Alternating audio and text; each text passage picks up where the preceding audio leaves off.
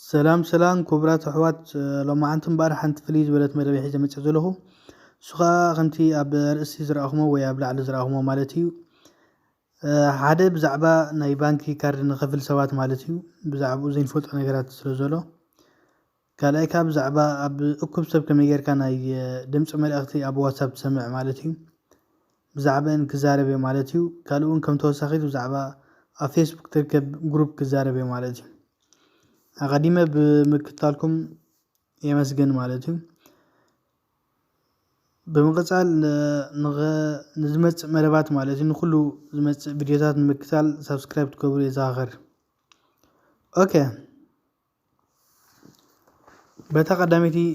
كنجمرينا مالتي بناي بانك خاري نخفل سبات بزح سب بسوبر ماركت ازويزا يخون كالي نبرت يغزمو بناي بانك كارت وي بناي بانك كارد مالتي غيرو دما يخفل بزحات عماويل جن كارث نايتي بكار زخفلو خمزولو ايفلطن يوم يبل حدا مصنعات زغبره تكال مالتي اتقرت نايتي بكارد نخفلو خا كساب 7 سنتيم نحدا غيزه خمز بصح اتي حبريتا يوسخ مالتي كبانكنا بانك جن يفلالي كاب 2 سنتيم كساب 7 سنتيم يخفلو مالتي تم بانكتات ابزعد اب جيرمان مالتي بزعبا زغندي يخفلو نحدليها خا ابتناتون ويب سايت ويون باكل كيركابتو بانك تحت تخليها مالتي ببانك بناي بانك كاردي وي ببانك كارت دحر كفيل كاب سوبر ماركت نحانت غيزه غندي يخفلوها كيركا تفلط مالتي او خيركا بمحتات تفلط وي ابتي ويب سايت ناتو اب انترنت تنبو تخليها مالتي ازي مصنعاتي ابلعلي كلت ابلعلي 440 فولكسن رايفايسن بانكن كومون 380 بركاس بانكتات يتخيلوا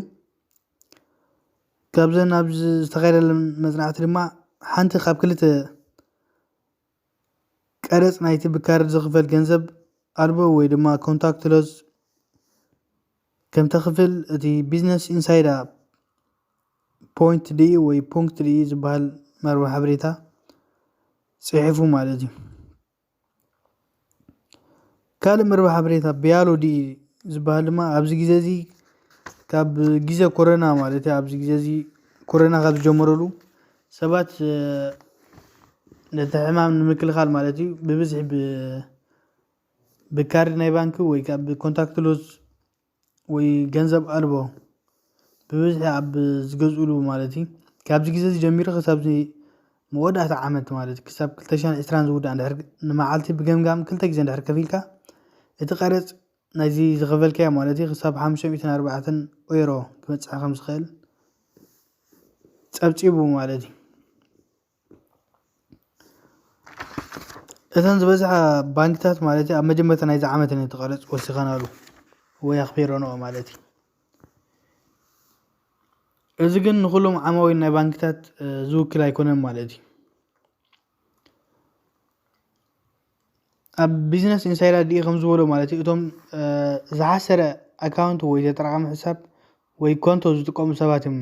እዚ ናይ ብካርዲ ናይ ምኽፋል ቀረጽ ዝኸፍሉ ማለት ነው ንኣብነት ክላሲክ ኮንቶ በዚስ ኮንቶ ወይ ካል ዓይነት ኮንቶ ሕሰር ዝበለ ኮንቶ ዝጥቀም ሰባት ኢና ንኸፍል ማለት እዩ ወይ ዝጥቀሙ ሰባት እዮም ዝኸፍሉ እቶም ኩብር ኣካውንት ዝጥቀሙ ማለት ንወርሒ እንተወሓደ 10 ዩሮ ዝኸፍሉሉ ግን እዚ ቀረጽ ኣይከፍሉን እዮም ወይ ኣይምልከቶምን እዩ ማለት እዩ ስለዚ ብካርድ ክንከፍል ከለና ጥንቅቕ ኢልና ማለት ኩሉ ነገር ኣረጋጊጽና ክንደይ ከም ንኸፍል ባንክና ብምሕታት ወይ ኣብቲ ናቶም ዌብሳይት ኣቲና ብምርጋጽ ክንፈልጦ ንኽእልና ማለት እዩ ብኸምኡ ከዓ ክንደይ ገንዘብ ከም ዝወስዱና ንፈልጥ ማለት እዩ ስለዚ እታ ናይ ባንኪ እዚኣ ነይራ ሓበሬታ ማለት እዩ ሕጂ ዝወጽእት እያ ዘኸተንቦ ንሕደል ኢኹም ኣብ ጎግል ማለት እዩ ክጽሕፉ ትኽእሉ ኢኹም ምት ኮንታክትለስ ቢሳሉን ወላ ኢልኩም ተጽሒፍካ ጎግል ኩሉ ብዛዕባ ሓበሬታ ክመጽእኩም እዩ ማለት እዩ እዚ ሕጂ ኣብዚ ግዜ እዚ ዝወጽእ ዘሎ ዜናታት እዩ ማለት እዩ ኦኬ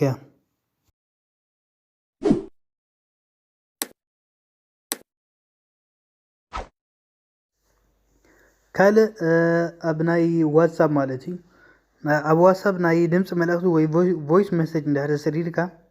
ኣብ እኩብ ሰብ ከመይ ጌርካ ትሰምዖ ዝብል ሓበሬታ ማለት እዩ ኩሉ ግዜ ኣብ እኩብ ሰብ ማለት እዩ ኣብ ትሬን ክትኮን ትኽእል ኣብ ባንሆፍ ወይ ኣብ ትሬን ስቴሽን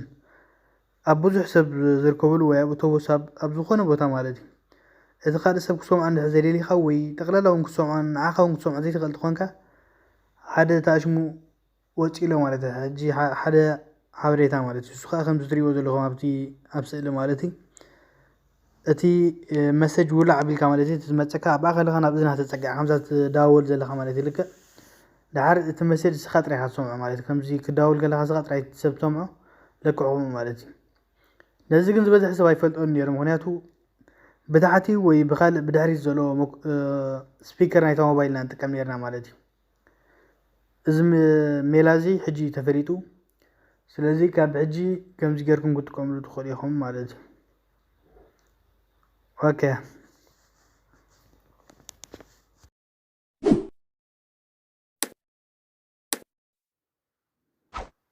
ኣብ መወዳእታ እምበር እታ ናይ ፌስቡክ ግሩፕ ከሪእኩም ማለት እዩ ምናልባት ብዙሕ ሰብ ከይከታተላ እንድዩ ሓደ ሓደ ከዓ ዘይፈልጣ ሰብ ክህሉ ስለ ዝኽእል ማለት እዩ እታ ግሩፕ መፅሓፍቲ ንኩሉ እያ ትበሃል ማለት እዩ ኣብዚ ናይ መድለይ ወይ ሰርች ኣትኹም መፅሓፍቲ ንኩሉ ኢልኩም ትፅሕፉ ብድሕሪኡ ኣብዚ ኣትኹም ጆይን ክትገብሩ ትኽእሉ ኢኹም ማለት እዩ ኣብዚ ብጣዕሚ መሃሪ ዝኾነ ፅሑፋት እዩ ዝቐርብ ማለት እዩ መሃርን መሳጥን ኣዘናጋዕን ማለት እዩ ኩሉ ብዙሓት ንፉዓት ፀሓፍቲ ኣብዚ ይፅሕፉ ማለት እዩ ስለዚ ናይ ፌስቡክ ግዜኹም ኣብዚ ብምእታው ብፅቡቅ ወይ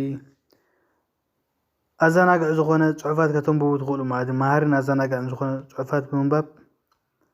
ፌስቡክ ክንጥቀመሉ ንኽእል ኢና ማለት እዩ ኣብዛ ግሩፕ እዚኣ ብምእታው ፅቡቅ ነንብብ ማለት እዩ ስለዚ ናይ ሎማዓንቲ መደበይ ኣብዚ ወዲእ ኣለኹ ማለት እዩ ኣብ ዝመፅእ ብካልእ ክንራኸብ ኢና እዚ መደብ እዛ ቪድዮ እንድሕር ንካልእ ጥቅም ኢልኩማ ሸር ግበርዋ እንድሕር ፈቲኹሞ ወይ ንካልእ መደባት ንምክታል ከዓ ሳብስክራይብ ግበሩ ማለት እዩ